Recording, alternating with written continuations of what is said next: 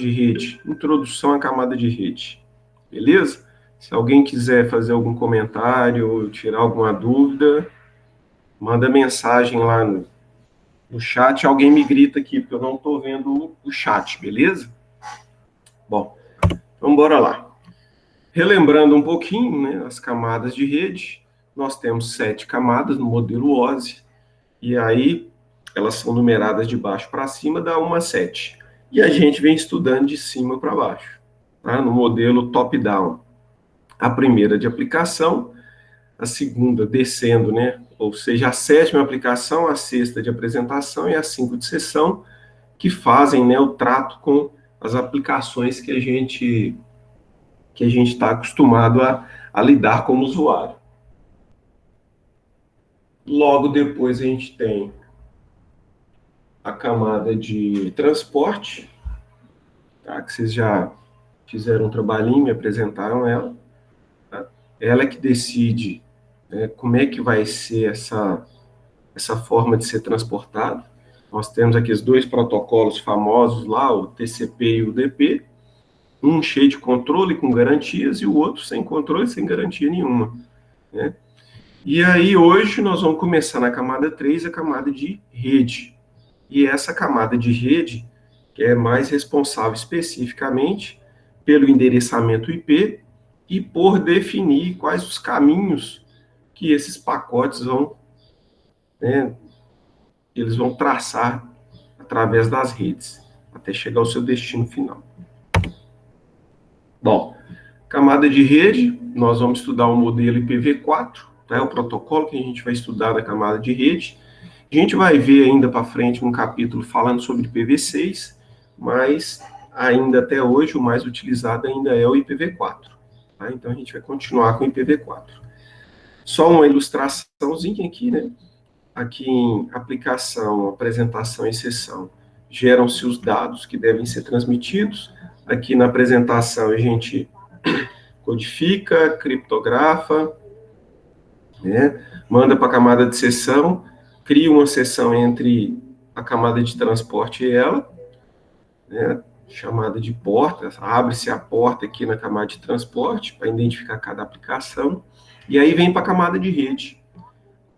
A camada de rede vai lá e coloca os endereços, né, os endereços IPs e o seu cabeçalho com os detalhes, manda para enlace de dados que vai converter, né, essa parte digital aí que está no software, né, vai converter isso em pulsos. Aí esses pulsos vão ser de acordo com essa camada aqui de enlace de dados. Se essa camada aqui estiver numa placa de rede cabeada, vai ser pulsos eletromagnéticos. Se tiver numa camada de rede wireless, vai ser através de ondas. Se tiver com um adaptador de fibra ótica, vai ser através de luz, né, pulsos luminosos. E aí sai diretamente no seu meio físico. Se for cabo, vai sair, né, pulsos eletromagnéticos em formato de 0 e 1, sequência de 0 e 1. Chega na grande rede, né, através dos seus roteadores, dispositivos intermediários, vão fazer todo o estudo dos endereços e definir o melhor caminho para chegar no seu destino. Chegou no seu destino, ela faz o caminho contrário. O que seria esse caminho contrário? Vai chegar, vamos pensar que chegou o cabo, né? Meu meio físico aqui é o cabo. Então vai chegar pulsos eletromagnéticos, a camada de enlace vai converter esses pulsos eletromagnéticos em sinais digitais, né, em software, vai chegar na camada de rede, ela verifica os endereçamentos, vê se é realmente para esse cara aqui, vê quem que mandou, né? Porque se tiver que responder, você já sabe para quem que vai responder. Camada de transporte vai juntando todos os pacotes que vão chegando, né, todos os segmentos, para remontar e entregar para a camada de sessão na porta certinha, bonitinha, para a camada de apresentação descodificar, descompactar, descriptografar e entregar na camada de aplicação para o usuário, né, ter acesso na tela dele e por aí vai. Bom, relembrado como é que funciona tudo, vamos caminhar. Protocolos da camada de rede. Nós temos o IP na versão 4, o IP na versão 6 Novell, o Internet Work Package Exchange não utiliza mais, o famoso IPX, tá? O AppleTalk também já em desuso, seria o protocolo da camada de rede dos dispositivos Apple, né? Vocês conhecem a Apple, fabricante Apple. E serviço sem conexão, CLNS e o DECnet, que bem no início, o Windows 95 acabava usando isso aí. Mas ficou mesmo para os dias de hoje o IP. IP na versão 4 e IP na versão 6. Eu acreditava, com meus anos de experiência, que talvez a partir de 2020 a gente já teria só IPv6. Isso não aconteceu e não acontecerá nesses próximos anos. E aí continuemos com uma rede mista com o protocolo IP, os dispositivos mais novos já com IPv6 e alguns ainda resistentes com IPv4, que é o que ainda está acontecendo. Como é que é o protocolo IPv4? Vocês viram que sai da camada de transporte e é entregue na camada de rede. Então, o que sai da camada de transporte, vocês sabem que o nome da PDU é o segmento. O que é o segmento? São os dados que vêm da camada de aplicação, mais o cabeçalho da camada de transporte. Ok? Esse segmento inteirinho, composto dos dados da camada de aplicação, mais o cabeçalho da camada de transporte, chega na camada de rede, e aí a camada de rede passa a chamar a sua PDU de pacote.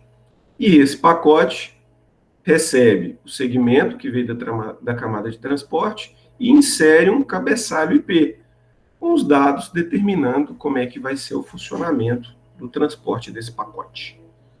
Beleza? Características do protocolo IPv4. Sem conexão. Nenhuma conexão estabelecida antes do envio dos pacotes de dados. Diferente da camada anterior, que tem lá dois tipos de protocolo, o UDP e o TCP. O TCP, vocês viram que faz isso. Ele estabelece conexão primeiro, só depois começar a transportar. Então, se eu já tenho, eu preciso fazer isso na camada de rede. Deixo por conta da camada de transporte. Então, o protocolo IP, ele é sem conexão, utiliza o melhor esforço, ou seja, ele não faz esforço nenhum. É o melhor possível. Se deu certo, maravilha. Se não, aquele abraço. Deixa para a camada de transporte verificar isso, se estiver usando o TCP. Se estiver usando o UDP, paciência. Beleza? Meio físico independente, ou seja, os protocolos IP vão ser trafegados normalmente em qualquer meio físico. Ele pode sair através de cabo, cair numa rede wireless e ser transportado através de ondas, cair numa fibra ótica, depois voltar por cabo. Não tem problema nenhum, tá? Então, uma das grandes vantagens do protocolo IP é trabalhar em meio físico independente. Tá? Então, numa mesma comunicação, para me mandar uma mensagem daqui para vocês que estão me escutando aí em casa, sai do meu notebook wireless, chega no meu roteador da Vivo e sai através de fibra ótica, chega na central da Vivo e aí vai ser transmitido novamente para a central de vocês através de fibra. Quem estiver utilizando a Algar, por exemplo, vai chegar na Algar através de fibra, vai sair via cabo.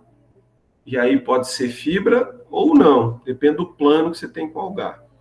Vamos pensar na fibra que é mais rápido. Então, ele vai via fibra, vai chegar no seu modem, que é o seu roteador, ele vai para mandar para o seu dispositivo. Se for para o seu celular, é via wireless. Se for para o seu notebook, pode estar cabeado. Tá? Então, independe o meio físico e o IP vai trabalhar tranquilamente. Pessoal, tiver dúvidas, dá o grito aí que eu não estou olhando o chat. Alguém que tiver com o microfonezinho aí me avisa. Ok?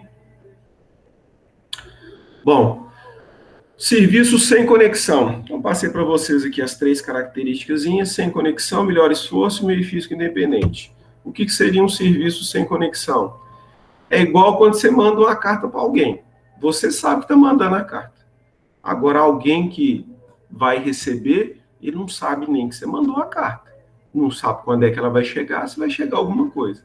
De repente, chega uma carta, que maravilha, que surpresa boa. Se a carta não chegou, se você não correr atrás do remetente para ver alguma coisa, não tem controle nenhum. Estou falando de uma carta normal, tá, gente? Que aí já existe aquelas cartas que se você posta lá e o correio faz a questão de verificar a entrega ou não. Fala a cartinha que você bota o simples selo e põe lá no correio. Ela pode chegar ou não. Então não existe estabelecimento de conexão do tipo, olha, você está aí nesse endereço, você está vivo, está me escutando, vou te mandar uma carta. Igual acontece lá em cima na camada de transporte com o TCP. Tá? Então, um serviço sem conexão. Você simplesmente manda. Se chegar, maravilha. Que hora que chegou, como é que vai chegar, não me interessa. Outra característica é o... Bom, isso aqui para ilustrar o serviço sem conexão. Outra característica é o serviço de melhor esforço. Como é que funciona a questão do melhor esforço? O protocolo IP não é um protocolo confiável. O que é um protocolo confiável? Não é um protocolo que vai garantir que o que você mandou vai chegar. Não vai garantir a entrega de todos os pacotes, tá? Então, o que acontece? A gente deixa esse gerenciamento para a camada de transporte. Se você quer garantias, na camada de transporte você escolhe o protocolo TCP. Do contrário, escolhe o UDP e aquele abraço. Não existe controle, né, de nenhum tipo de retransmissão, de verificação se chegou ou não na camada de rede, através do protocolo IP. Beleza? O que ele vai fazer é o melhor esforço. Se o seu pacotinho saiu do seu computador, chegou no roteador, aí ele está lá com o endereço IP. Ele vai dar uma olhada nesse endereço IP e vai ver qual a melhor rota. E aí ele vai disparar naquela rota, até chegar na rede a qual ele deve chegar. Então, procurando sempre o melhor caminho ou o caminho possível. Sem contar que pode acontecer até o descarte, caso não se encontre um bom caminho naquele momento. Independência de meio físico foi o exemplo que eu dei para vocês, dessa nossa reuniãozinha online. Eu posso estar aqui da minha casa, ligado no roteador através de cabinha Ethernet, esse cabo azul que a gente tinha lá no laboratório da escola. Ai, que saudade, hein? E aí, tá ligado com o roteador lá do meu provedor através de um cabo serial. Tá? É físico também, só que é um modelo diferente, o que a gente chama de cabo serial. E aí ele está ligado com o provedor de internet de vocês através de fibra, que está ligado através do roteador da sua casa com outro cabo de Ethernet, que está ligado com o seu notebook sem fio. Tá? Então, o protocolo IPv4 ou IPv6, protocolo IP no geral, tanto faz o meio físico. Ele, na mesma comunicação, sai de um, vai para o outro, sem problema, totalmente transparente. Tá? Acho que é mais por isso que ele se tornou meio que único nas comunicações hoje. Culpa da internet também, né? Maior rede mundial, e ela trabalha com IP e aí acabou engolindo todo mundo. Bom, como é que funciona o encapsulamento? Toda camada faz um encapsulamento. Então, os dados são gerados nas camadas 7, 6 e 5. Esses dados são entregues à camada 4, camada de transporte. Acontece o encapsulamento. O que é o encapsulamento? É você pegar a PDU da camada de cima e colocar o seu cabeçalho. Tá? Então, mesma coisa acontece na camada de rede. Ele recebe a PDU da camada de cima. Se for uma PDU protocolo TCP, vai vir um segmento. E aí ele pega esse segmento, junta com o seu cabeçalho IP, e aquilo tudo vira um pacote. Né? Então ele faz o encapsulamento e gera um pacote. Se o que veio da camada de transporte for um datagrama, ou seja, protocolo UDP, ele pega esse datagrama, insere o seu cabeçalho IP, né, faz esse encapsulamento e vira um pacote também. Ok? Então, a PDU da camada de Rede é o pacote, tá? Importante lembrar disso. Bom, cabeçalho IPv4. O cabeçalho IPv4, gente, ele tem um tamanho de 20 bytes, no mínimo, tá?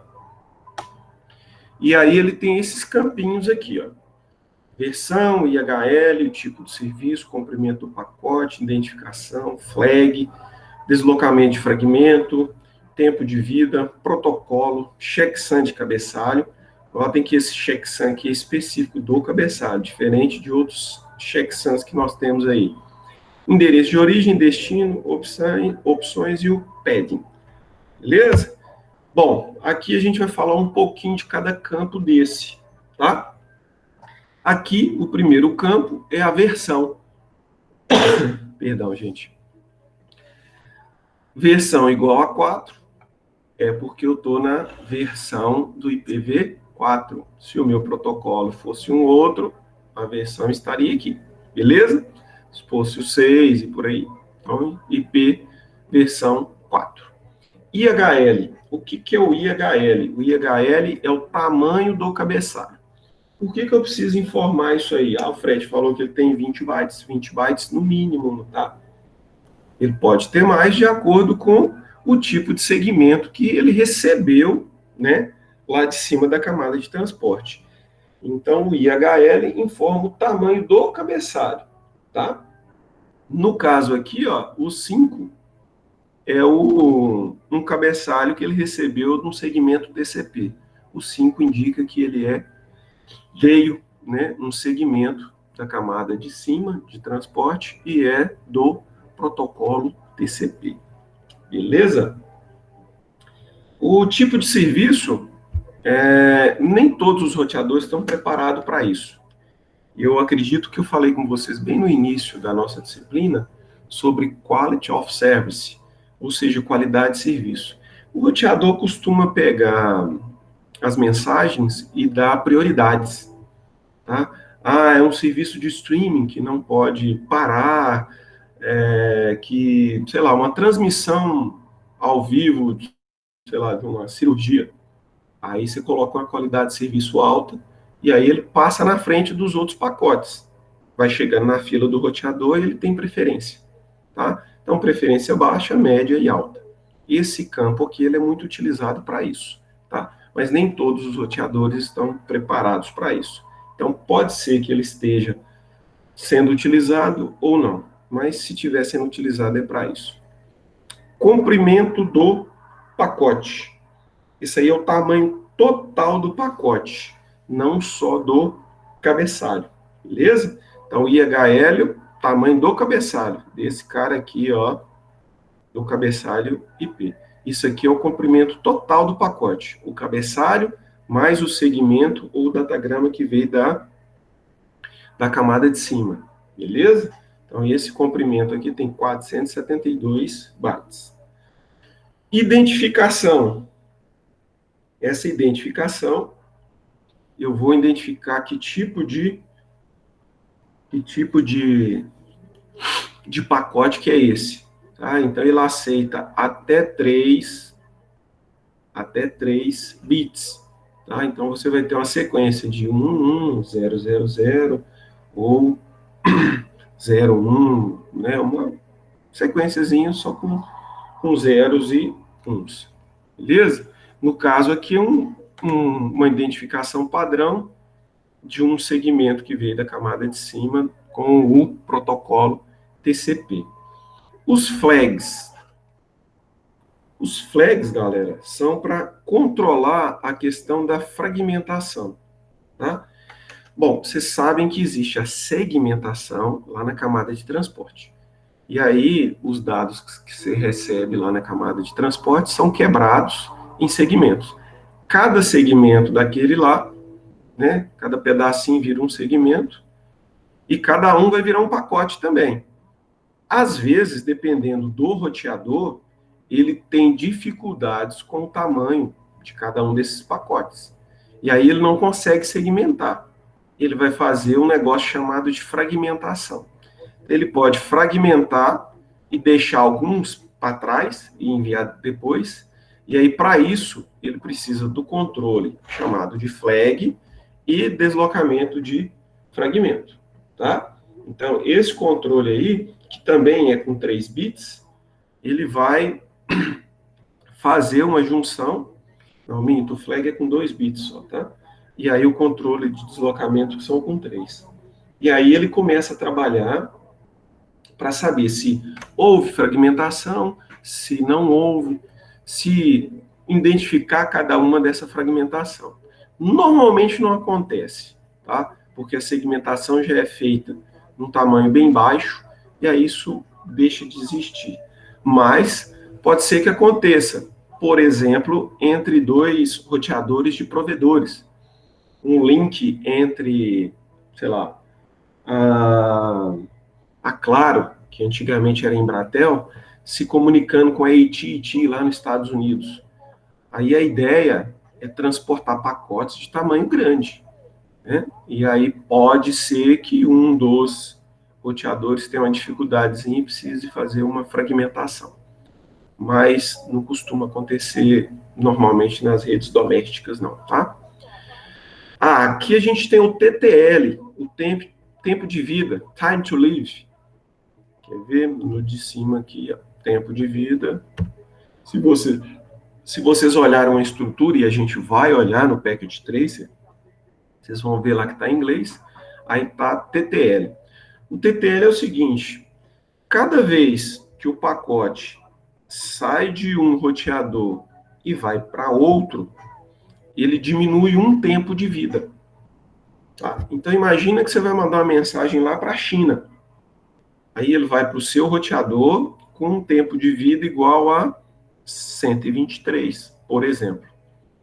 Do seu roteador ao seu provedor, ele já vai chegar lá com 122, porque ele fez um hop, ou seja, ele saltou do roteador da sua casa para o roteador do seu provedor. Aí ele 122. De lá ele vai para um roteador maior que faz as ligações com fora do país. Aí 121. Se ele passar por outro roteador intermediário, 120, e assim por diante.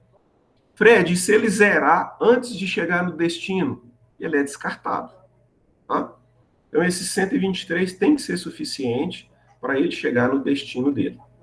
Ok? Isso vai acontecer de acordo com os protocolos, de acordo com cada aplicação, né? Tem suas especificidades, e aí, a hora que chega para ser transmitido, ou ele vai pegar um tempo padrão, que é o 123, ou então ele trabalha com um tempo diferente. Tá? Mas aí quem vai gerenciar isso é a própria aplicação, na hora de definir como é que ele vai trabalhar na camada de rede. Ok? Protocolo. O protocolo aqui é o 6. Então, nesse campo protocolo, o TCP quer dizer 6. Tá? No IHL, ele é o 5. Só que o IHL é para definir o tamanho do cabeçalho. E aqui não. É para definir qual o protocolo que veio da camada superior. Ok? Checksum do cabeçalho.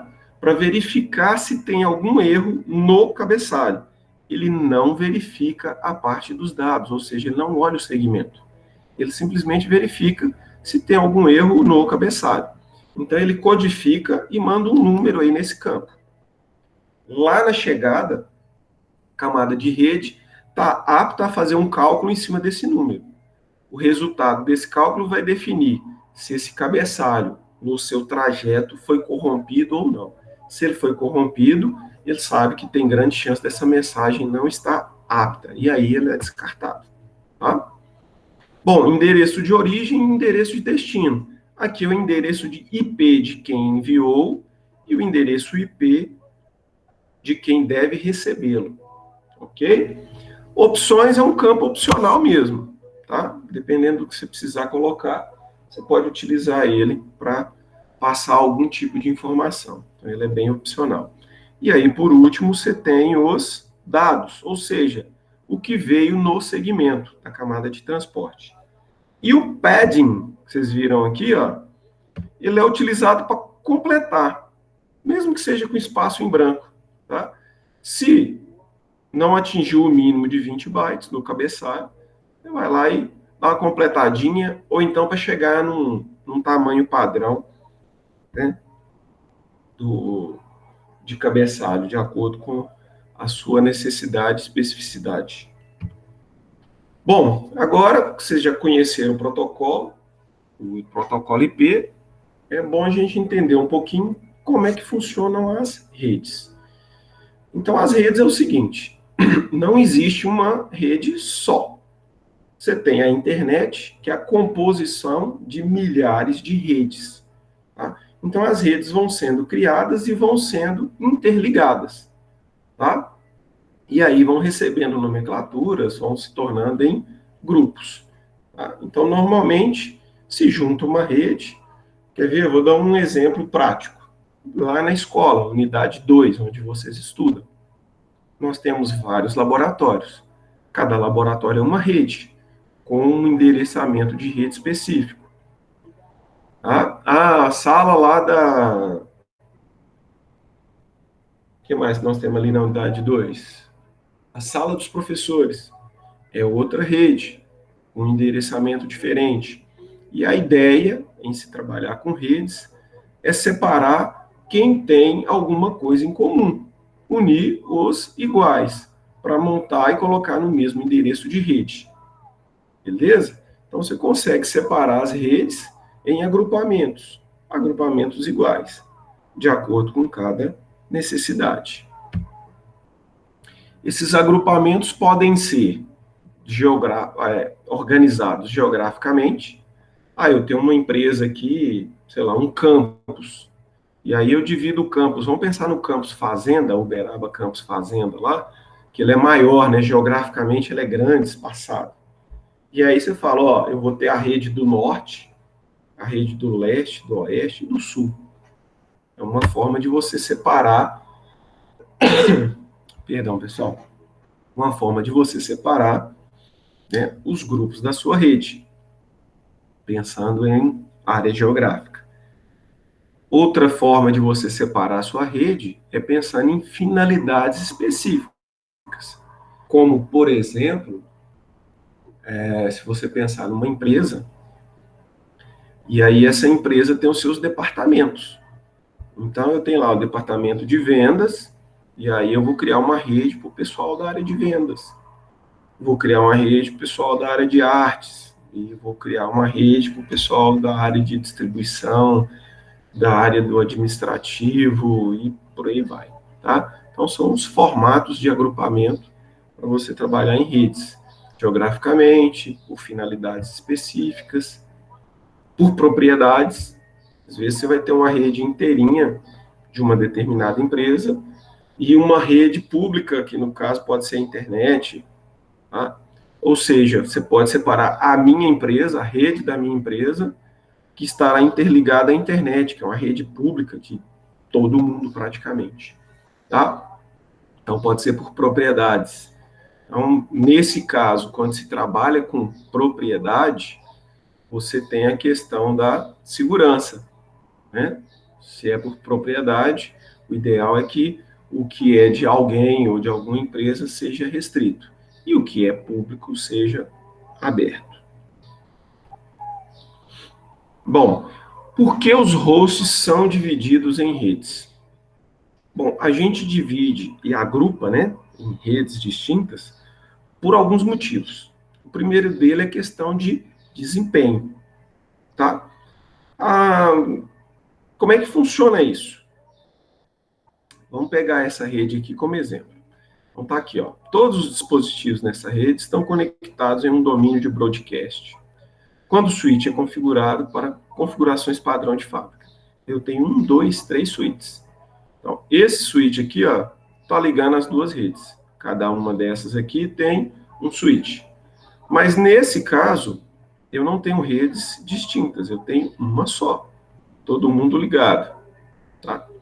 Uma vez que os switches encaminham broadcast por padrão, os broadcasts são processados por todos os dispositivos nessa rede.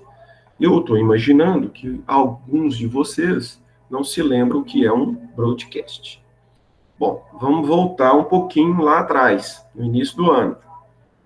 Quando você tem uma rede local, tá? Uma rede local, e por que eu sei que isso aqui é uma rede local? Eu não tenho nenhum roteador. O que liga redes são roteadores. Então, nesse caso aqui, eu tenho 3 suítes. Eu tenho uma rede local. Essa rede local vai ter o mesmo endereço de rede. Se eu tenho roteadores, para cada rede eu tenho um endereço distinto. E é o roteador que conecta as duas. Tá? Então, quando eu tenho uma rede local e trabalho com switch, esse cara aqui não trabalha com endereço IP. Ele trabalha com endereço MAC.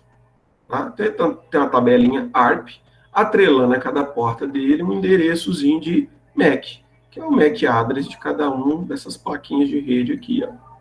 Então, se eu mando uma mensagem daqui para cá, com destino a esse cara aqui, o que vai acontecer? Vai chegar nesse switch, e se ele souber o endereço MAC desse cara aqui, ó, ele tenta mandar direto. Duvido muito, não tem como ele saber o endereço MAC desse cara, porque ele tem o endereço MAC de quem está ligado diretamente a ele. Ele tem o endereço MAC desse e desse cara aqui. Ele não tem desse. Então, o que ele vai fazer? Se eu não sei quem é, em que porta está, eu faço um broadcast. O que é um broadcast? Eu mando mensagem para todo mundo que está ligado a mim.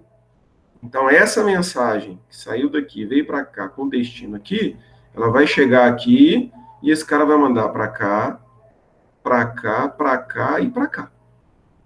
Tá. Galera, notem que a figura ficou meio esquisita, falta um cabo aqui, ó. Mas vamos fazer o exercício de imaginação. Então, ele fez broadcast, ele vai mandar para todo mundo que está ligado a ele. Aí ele mandou para esse cara aqui. Chegou nesse cara aqui, ó, ele não tem também na tabela de ARP dele esse rapazinho. Ele vai mandar para todo mundo que está ligado a ele. Ele vai mandar para cá e para cá. Chegou aqui de novo, ele não conhece esse cara, então ele manda para todo mundo que está ligado a ele de novo. E esse cara manda para cá e esse aqui vai mandar para todo mundo. Se ele tiver ele, que há possibilidades, ele pode até mandar direto. Do contrário, ele manda para todo mundo de novo. E aí o que acontece? Eu tenho um monte de mensagens espalhadas aqui através de podcast sem necessidade. Então, se você faz um agrupamento decente na sua rede, você ganha em desempenho. Essa rede aqui vai funcionar? Vai funcionar, sem problema. Agora, muito mais lenta do que essa aqui, por exemplo. O que foi feito aqui?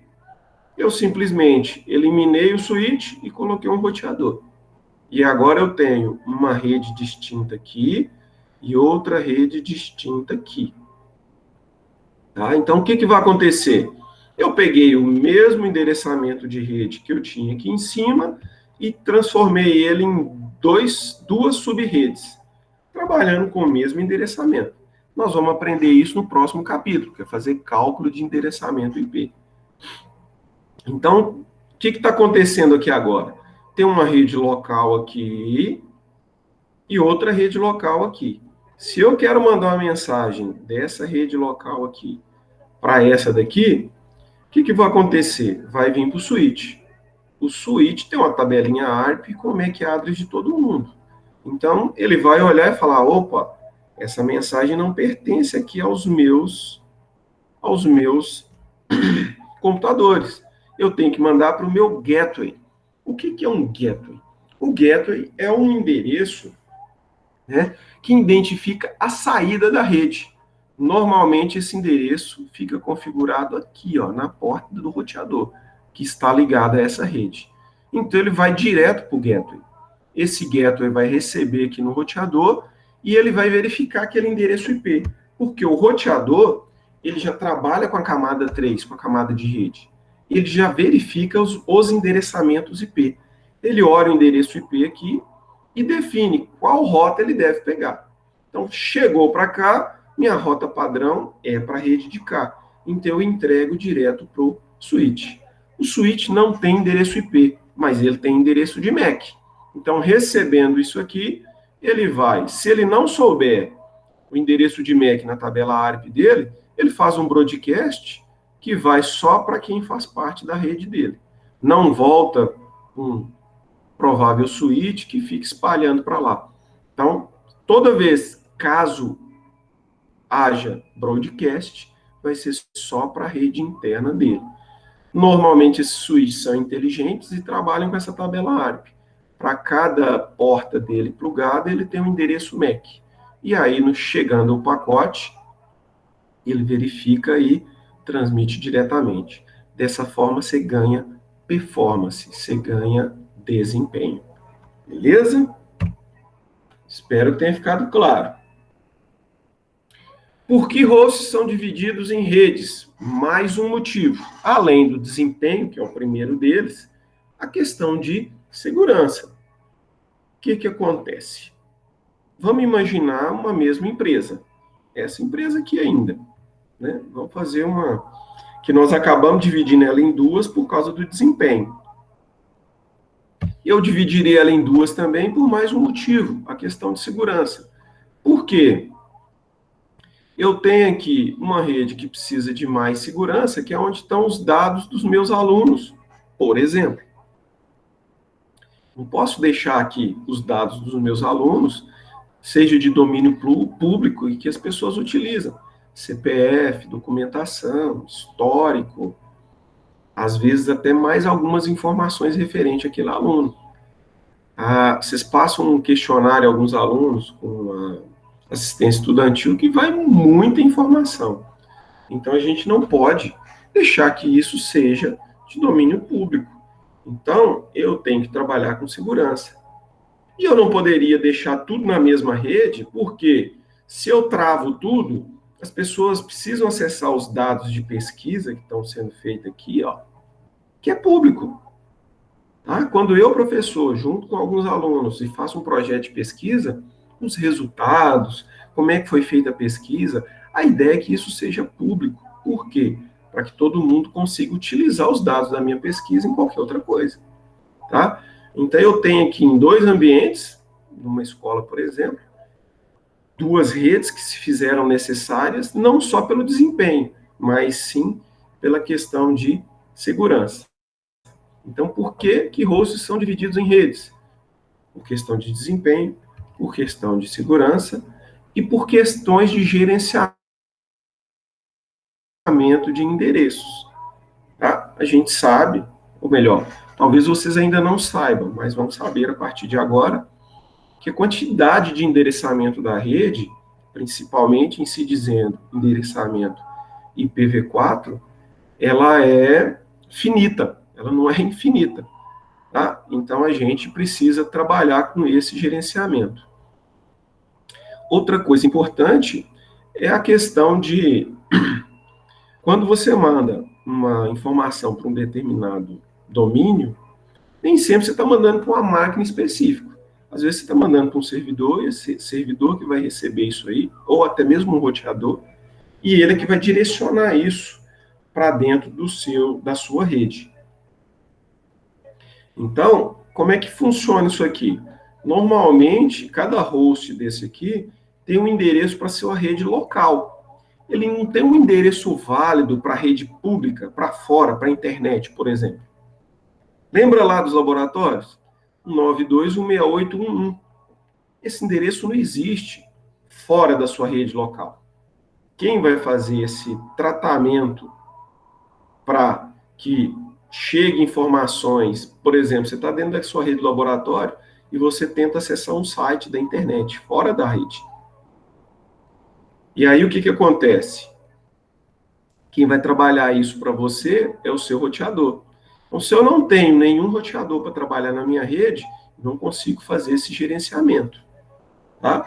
Então, por que eu divido hosts em redes? Separo as redes e coloco um equipamento para conectá-las, também por causa do gerenciamento.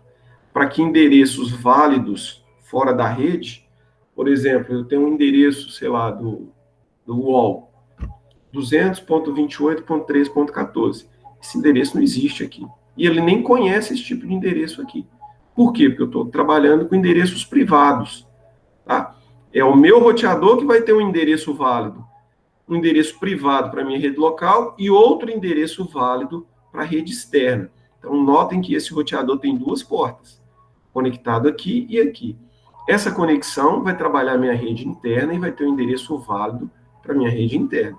Essa outra conexão vai trabalhar com a rede externa e vai ter um endereço válido para se falar com essa rede externa. Beleza? Então, é por isso que a gente separa em hosts. Bom, como separar os hosts em rede? A gente já sabe por que separar. E aí, agora, a gente tem que saber como fazer isso. Tá?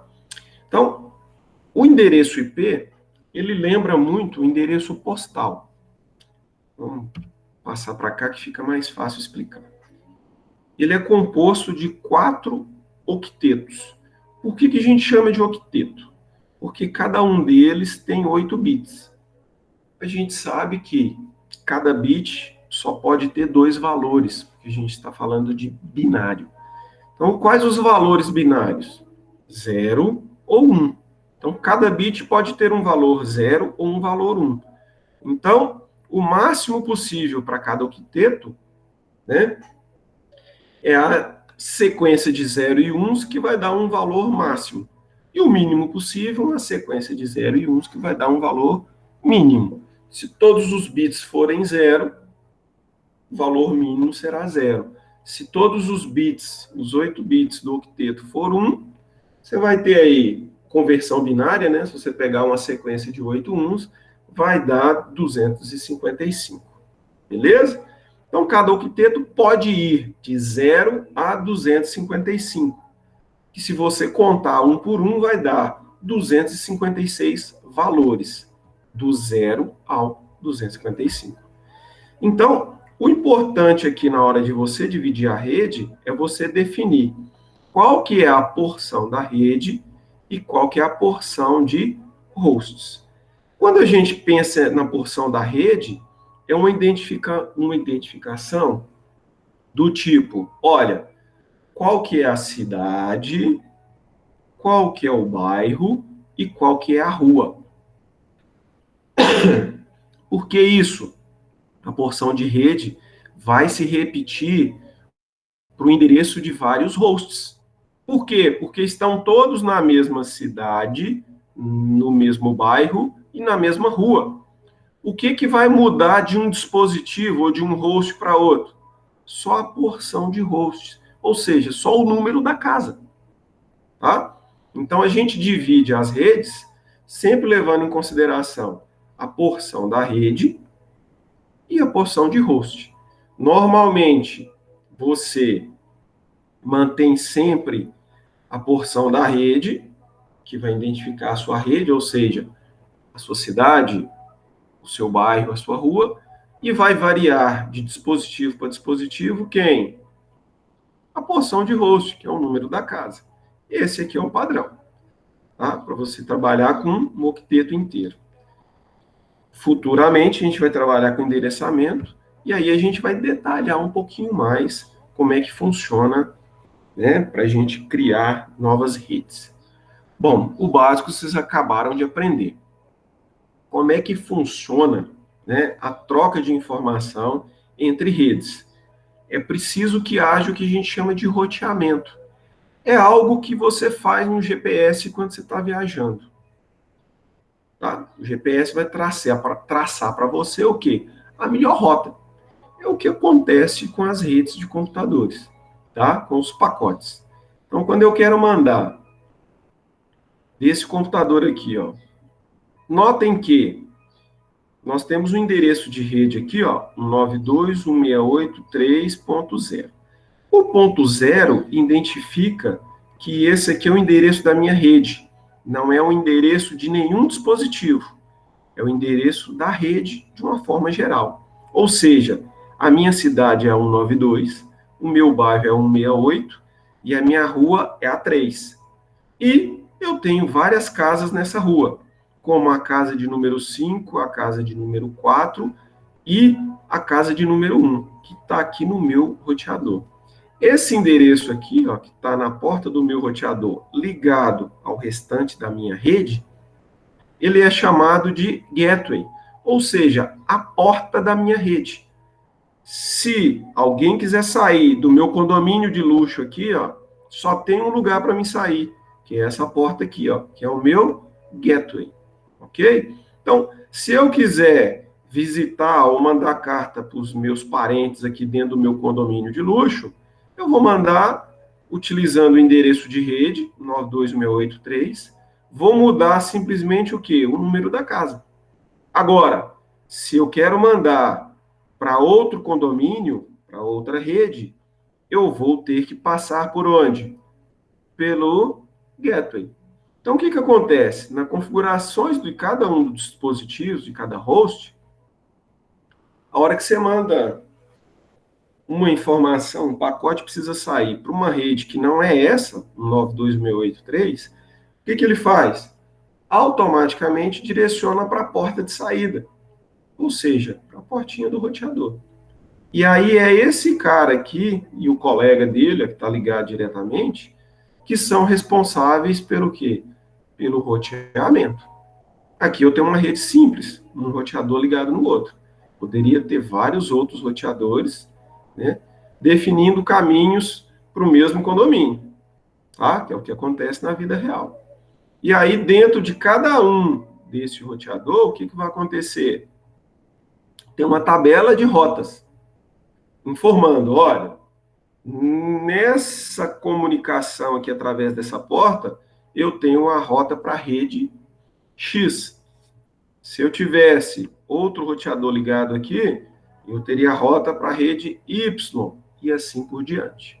Nesse caso, esse cara aqui só tem uma rota, que a gente chama de rota padrão. Eu só tenho esse caminho aqui.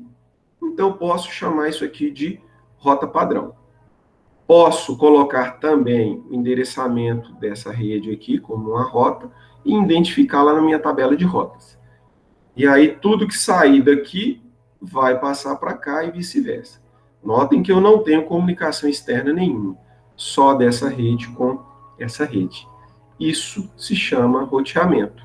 Obrigatoriamente, para a saída de cada condomínio ou de cada rede, eu preciso ter uma porta principal, um portão principal de entrada e de saída, que é o que a gente chama de gateway. E é a interface onde está plugada a comunicação que liga, né, a minha rede. Esse endereço aqui tem que ser parte da minha rede. Por quê? Porque ele está ligando aqui com essa rede interna. Já esse aqui, não. Esse aqui precisa ter um endereço que seja público para as outras redes. Nesse caso, um endereço que seja público com essa rede de cá. Beleza? Nós vamos aprender mais detalhes de roteamento. Primeiro, vocês vão ter que aprender a fazer endereçamento IP. Ok? Bom, transportando dados de uma extremidade à outra. Isso aqui é só mais um exemplo, né, que eu comentei com vocês nesse slide. Aqui ele está mais detalhado. Como vocês terão acesso ao slide lá no Virtual IF, no disco virtual, depois vocês dão uma olhadinha. Aqui eu estou colocando como é que vocês configuram lá no PC ou no dispositivo. Aqui é um exemplo de PC, tá? Como é que você configura esse gateway? Então, se eu tenho um endereço IP, esse aqui é meu endereço de rede. Minha cidade, meu bairro e minha rua. E o número da minha casa é o 2. A máscara de rede padrão, tá?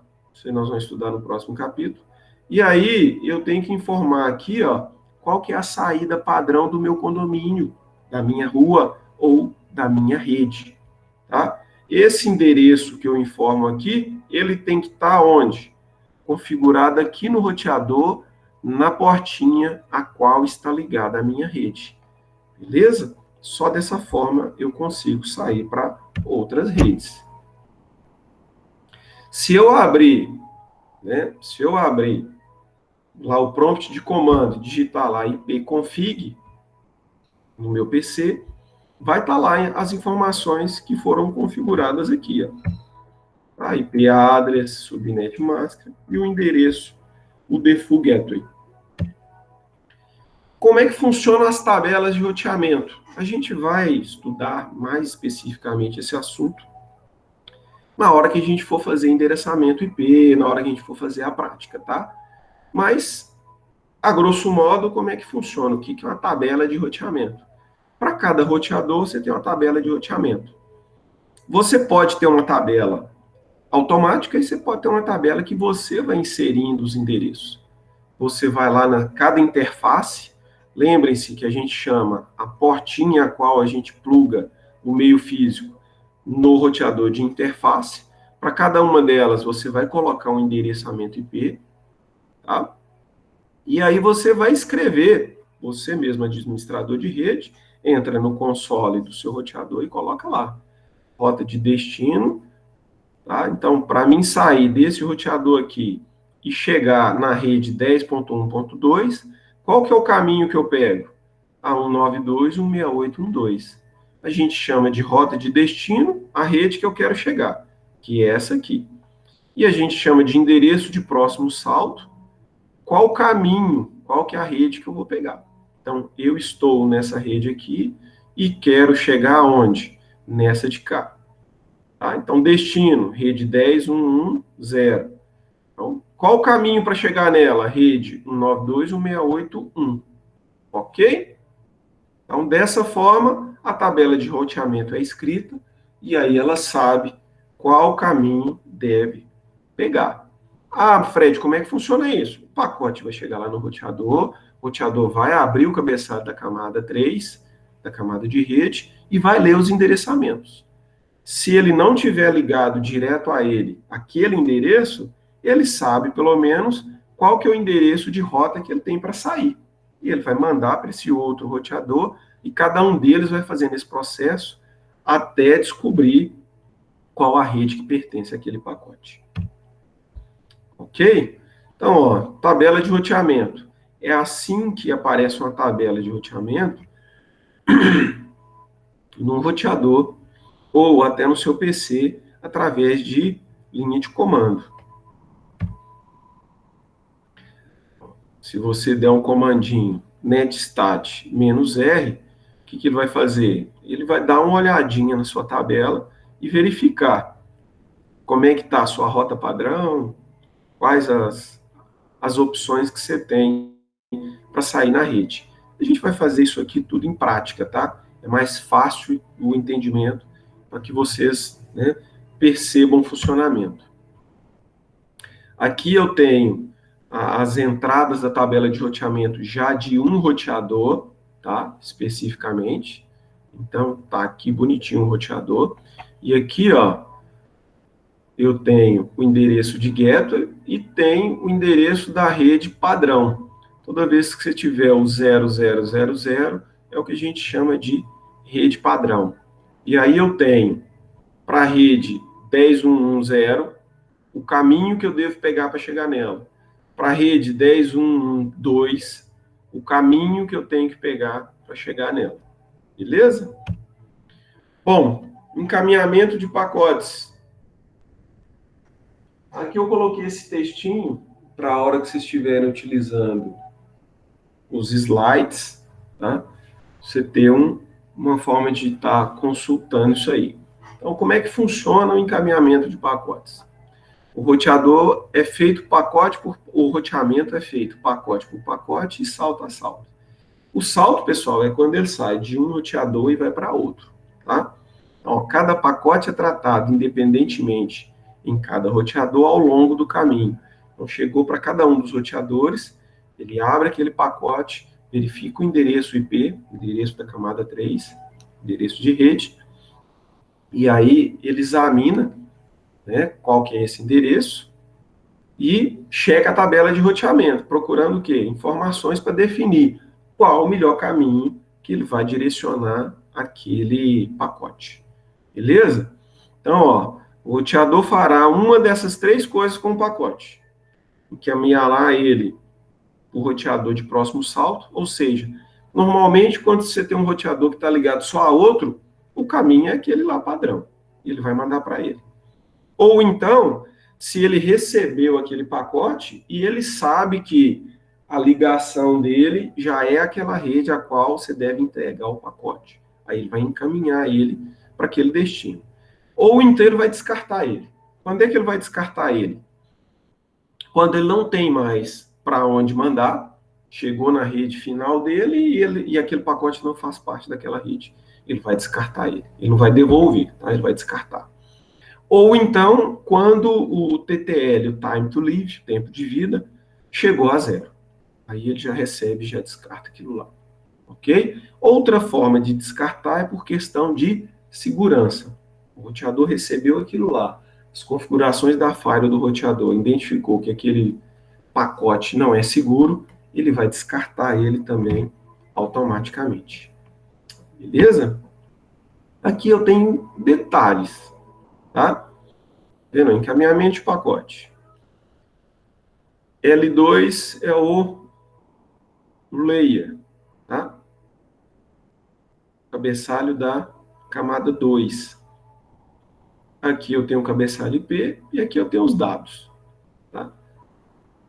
O cabeçalho da camada 2 vocês não estudaram ainda, porque quem é a camada 2? É a camada de enlace de dados. Na camada de enlace de dados, ele tem cabeçalho e tem trailer. Então, na hora que a gente for estudar o quadro que é a PDU da camada de enlace de dados, a gente vai detalhar isso. Mas tem, né, quando você vai transmitir, tem a camada de enlace. Então, não tem jeito. Então, isso aí vai ser transmitido no meio físico. Tá? Chegou aqui no roteador. O que o roteador faz?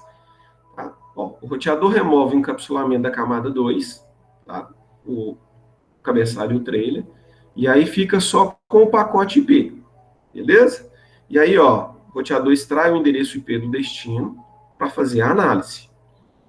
3. O roteador verifica a tabela de roteamento para encontrar uma correspondência, ou seja, ele já procura na tabela de roteamento se o destino dele é uma rede que está diretamente ligada a ele. Porque se estiver diretamente ligada a ele, ele já manda direto. Tá? Nem precisa, né? Já chegou, toma aí. 4. A rede 10.1.1.2 é encontrada na tabela de roteamento. Tá? Então, opa, achei aqui ela na tabela de roteamento. O roteador refaz o encapsulamento do pacote. O que ele faz? Coloca novamente os cabeçalhos, tá? Esses cabeçalhos aqui não são os mesmos daqui. Esses cabeçalhos daqui é o próprio roteador que criou. Por quê? Porque ele cria de acordo com a camada de enlace. A camada de enlace é a camada que refere-se à placa de rede, tá? Que tipo de placa de rede, qual que é a interface de rede que ele tem. De acordo com essa interface de rede, ele recria aqui, né, refaz o encapsulamento e coloca os cabeçalhos IP e os cabeçalhos da camada de enlace. Tá? E aí, esse pacote é enviado na rota que ele encontrou, lá na tabela de roteamento. Ok? Então, é assim que funciona dentro de um roteadorzinho. Eu tenho alguns protocolos de roteamento. Tá? Como é que funcionam esses protocolos de roteamento? Isso é feito dentro do próprio roteador. Então, olha, roteamento requer que todos os saltos ou roteadores ao longo do caminho para o destino de um pacote tenham uma rota para encaminhar o pacote.